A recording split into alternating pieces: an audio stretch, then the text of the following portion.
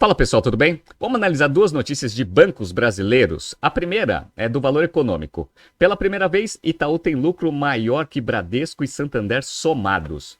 E a segunda é do Brasil Journal. BTG supera Triturbulento com receita recorde e ROE de 20,9%. Então, a gente vem acompanhando que lá nos Estados Unidos o setor bancário vem sofrendo bastante, mas aqui no Brasil os bancos vão divulgando resultados bem sólidos e a gente vai analisar aqui Itaú e BTG nesse BTC News. Se você gosta das nossas análises, por favor, dê um like nesse vídeo. E se você puder compartilhar as nossas análises com pessoas que possam fazer bom uso delas, a gente agradece. Pessoal, relembrando que em julho a gente dá início à segunda turma de 2023 do Price Strategy Program, nosso curso completo de estratégia e precificação que analisa todo o ferramental de pricing, gestão de valor para o cliente e para a empresa e como que a gente alinha estrategicamente a companhia utilizando o pricing. É um curso muito rápido, são 3 semanas, 2 noites por semana via Zoom, mas ele é bastante denso. Se você é um analista de pricing, é consultor de estratégia ou tem pricing como tomada de decisão estratégica dentro da sua empresa, entre no nosso site www.btcompany.com.br e faça parte dessa segunda turma de 2023, um curso 100% comigo. Vejo vocês em julho. Bom, vamos começar aqui com a notícia do valor econômico sobre o Itaú. O lucro recorde de 8,435 bilhões de reais do Itaú no primeiro trimestre lhe rendeu uma façanha inédita.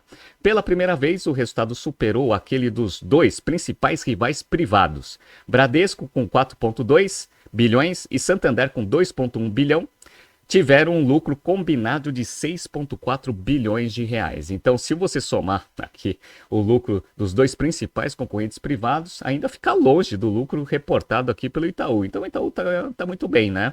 Bradesco e Santander passam por um momento difícil desde meados do ano passado, com a inadimplência subindo mais do que nos rivais, já que eles estão mais expostos a classes de renda mais baixa, que têm um índice de inadimplência maior. Além disso, em ambos os casos, a margem com o mercado vem sofrendo, afetada pelo aumento dos juros. Então, qual que é a grande explicação dessa rentabilidade acima dos principais concorrentes privados? A concentração da carteira de crédito em um segmento de clientes que é menos sensível à situação econômica que a gente está vivendo. Vamos lá? Já Itaú e Banco do Brasil têm uma clientela de mais alta renda, sendo que o banco privado ainda tem registrado bons resultados nas suas operações no restante da América Latina, enquanto a instituição pública se fortalece com a forte carteira no agronegócio, que também tem índice de inadimplência, pelo menos nesses últimos anos, muito baixa, né? Então, o Banco do Brasil e Itaú estão melhores posicionados em termos de exposição a risco de mercado do que Bradesco e Santander, né? Apesar de ter passado momentaneamente Bradesco e Santander em resultado, em termos de ativos, ou seja, o tamanho mesmo do banco, Itaú ainda está longe de superar os rivais. Os ativos do Itaú somam 2,5 trilhões de reais, enquanto o Bradesco tem 1,8 trilhão e Santander 1 trilhão. Ou seja, os dois bancos privados juntos têm 2,9 trilhões, mas se os resultados se mantiverem consistentes aqui do Itaú, eventualmente ele vai conseguir captar mais recursos. Tem uma diferença aqui até de 400 bilhões de reais, ainda está longe.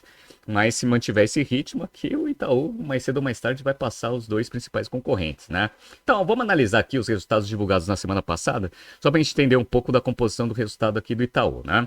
Então, vamos lá, ó. Para quem tá vendo aqui no YouTube, eu tô mostrando aqui o 8,4 bilhões aqui de resultado, como que ele foi composto, né?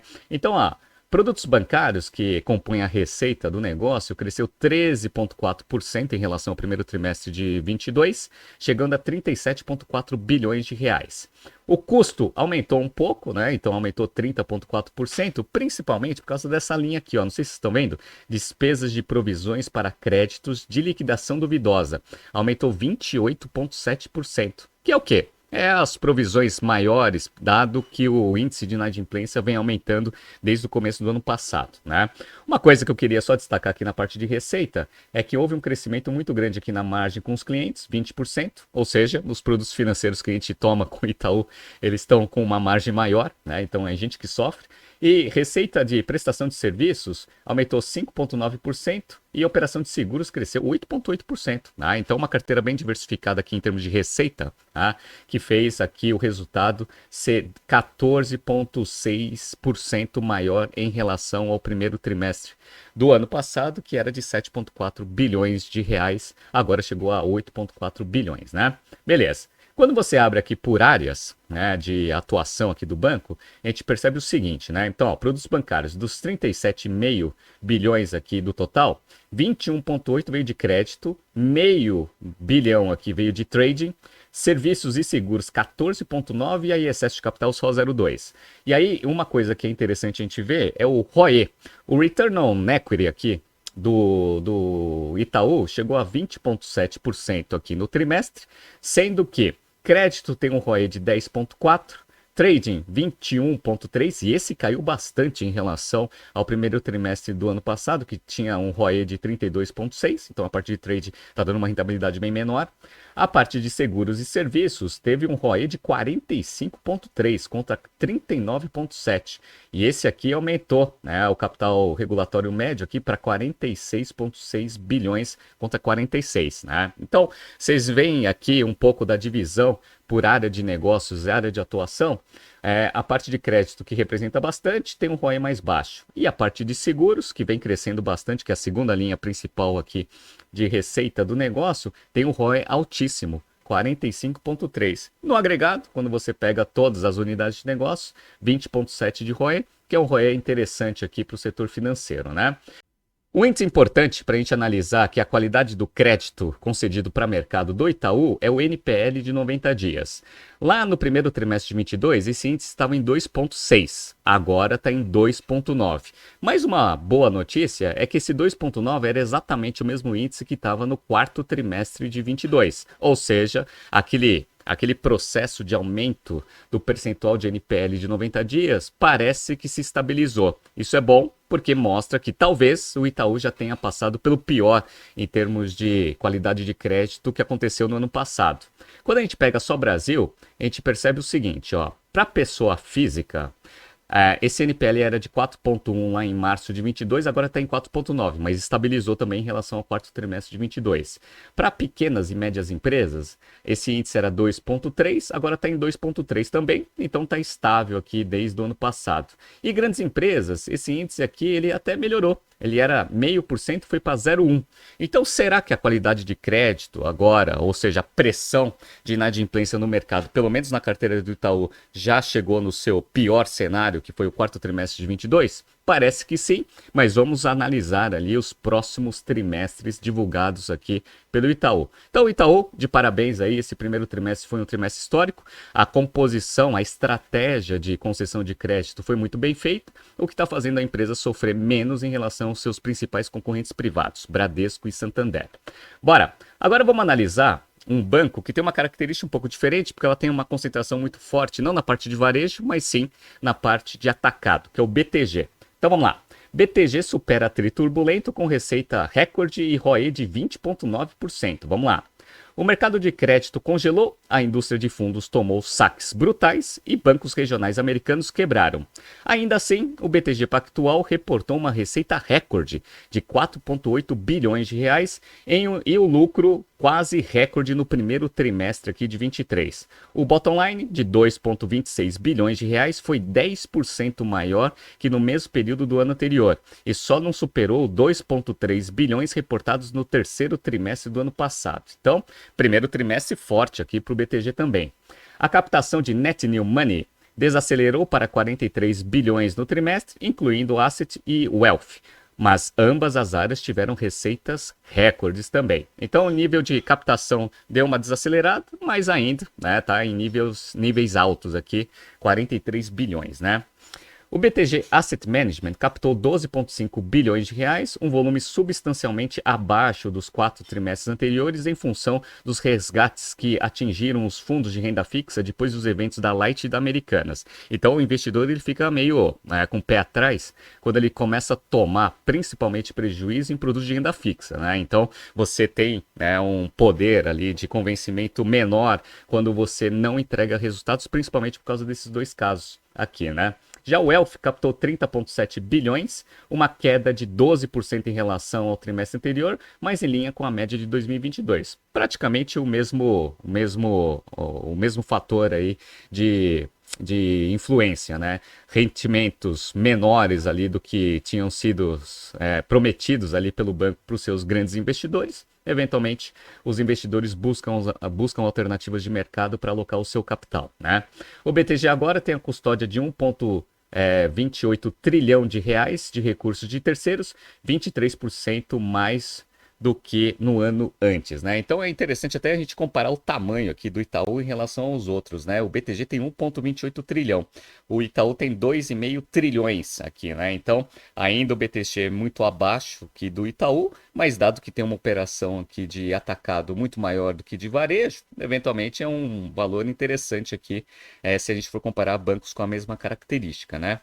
Com a Light Americanas impactando o mercado de dívida e a Selic pressionando o mercado de equities, a área de Investment Bank viu sua receita declinar para 260 milhões no trimestre, uma queda de 26% contra o ano e de 46% em relação ao quarto trimestre. Então, a área de IB ali está sofrendo bastante por causa das características de mercado, calote de grandes empresas e também a taxa de juros muito alta, fazendo o investidor preferir produtos de renda fixa, né? E o BTG faz outros tipos de operações também que são interessantes para a gente analisar aqui. Primeiro é o seguinte, vamos lá. O banco disse ainda assim que o business de M&A teve resultado recorde no trimestre, com close de operações como a joint venture em ativos eólicos da Casa dos Ventos e a Total, a venda da Elequeiroz para Oswaldo Cruz Química, a venda da Celg para a Equatorial e a fusão da Alliance BR e Alliance e a BR Malls. Na parte de ICM, de equities, o BTG participou das 4 ofertas de ações que já aconteceram neste ano, Açaí, Dasa, Rapvida e Horizon. E o CFO aqui, o Renato Ko, disse ao Brasil Journal que a atividade de ICM, que é a parte de dívida, está melhorando devagar, né? Segundo ele, o banco passou por um mês de abril formando pipeline. Em 1 ou 2 semanas vamos começar a testar o mercado para ver o apetite, né? Então, é aquele negócio, depois do caso Americanas e também do caso Light, o mercado de crédito ficou muito restrito, então os bancos ficaram muito receosos aí de emitir mais dívidas, principalmente para grandes corporações. Parece que o BTG está começando a analisar a situação macro ali da economia e como isso está impactando as empresas, mensurando melhor o risco e aí, eventualmente, a parte de crédito tende a voltar, né? Vamos analisar agora os principais dados divulgados pelo BTG para o mercado. Então, em termos de receita, um crescimento de 10% em relação ao primeiro trimestre de 22, chegando a 4,8 bilhões de reais. Lucro líquido também cresceu 10%, chegando a 2,26 bilhões de reais. E o ROE chegou aqui a 20,9%, um aumento em relação ao quarto trimestre, que tinha sido de 16,7%, principalmente por causa de provisão do caso Americanas, que já tinha sido provisionada ali no quarto trimestre. E esse ROE é muito maior em relação ao quarto trimestre, mas ele é um pouco mais baixo em relação ao primeiro trimestre de 22, que foi de 21,5%. Mas está em linha ali com o histórico de entrega de ROE que o BTG tem para mercado. Quando a gente abre esse resultado por área, e a gente pega o resultado dos últimos 12 meses, pega do primeiro trimestre de 23, 12 meses para trás, e compara com o primeiro trimestre de 2022, 12 meses para trás, a gente vê que Investment Bank teve uma queda aqui de receita de 19%, chegando a 1,7 bilhão de reais aqui. Corporate e Small Medium Enterprise Lending teve um aumento de 9%, chegando a 3,1 bilhões de reais. Essa área aqui é a segunda maior área de receita aqui da companhia, chegando a 18% do total. Sales e Trade, que é o carro-chefe do negócio, teve um aumento de 7%, 5,3 bilhões de reais, equivale a 30% da receita total dos últimos 12 meses. Asset Management, um crescimento de 36%, chegando a 1,6 bilhão.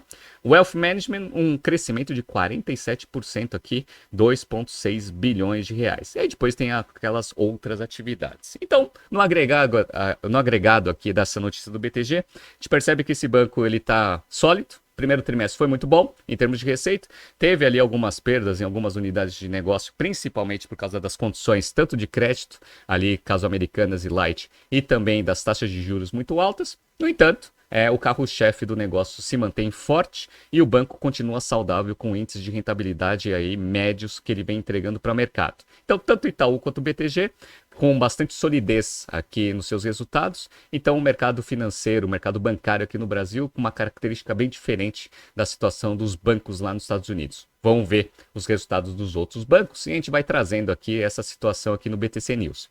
Tá surgindo aqui alguns BTCs News passados para vocês se atualizarem. Não se esqueça de inscrever no nosso canal e na nossa newsletter. Grande abraço e até amanhã.